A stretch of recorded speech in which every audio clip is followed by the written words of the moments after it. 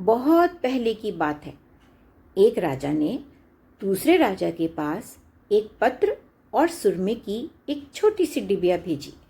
पत्र में लिखा था कि जो सुरमा भिजवा रहा हूँ वह अत्यंत मूल्यवान है, इसे लगाने से अंधापन दूर हो जाता है, लेकिन इसमें इतना ही सुरमा है कि बस 2 आँखों की यानी कि एक आदमी की आँखों की रोशनी ही वापस आ सकती है।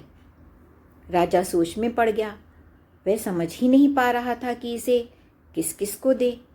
उसके राज्य में नेत्रहीनों की संख्या अच्छी खासी थी, पर सुरमे की मात्रा बस इतनी थी जिससे 2 आँखों की रोशनी लौट सके।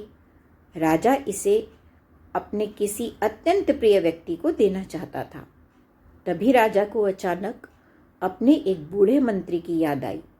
वह मंत्री बहुत ही बुद्धिमान था, मगर आँखों की रोशनी चले जाने के कारण उसने राजकीय कामकाज से छुट्टी ले ली थी और घर पर ही रहता था।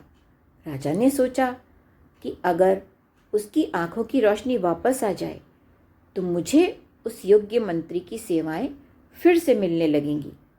राजा ने मंत्री को बुलवा भेजा और उसे सुरमे की डिबिया देते हुए कहा, इस सुरमे को आँखों में डालें, आप पुनः देखने लग जाएंगे। ध्यान रहे, यह केवल 2 आँखों के लिए है। मंत्री ने एक आँख में सुरमा डाला, उसकी रोशनी आ गई। उस आँख से मंत्री को सब कुछ दिखने लगा। फिर उसने बचा हुआ सुरमा अपनी जीभ पर डाल लिया। यह देखकर राजा चकित रह गया। उसने पूछा, यह आपने क्या किया? अब तो आपकी एक ही आँख में रोशनी आ पाएगी, लोग आपको काना कहेंगे।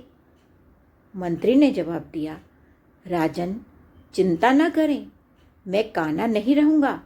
मैं आँख वाला बनकर हजारों नेत्रहीनों को रोशनी दूंगा।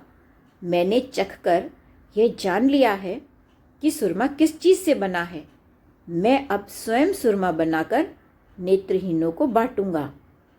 राजा ने मंत्री को गले लगा लिया और कहा, यह हमारा सौभाग्य है कि मुझे आप जैसा मंत्री मिला।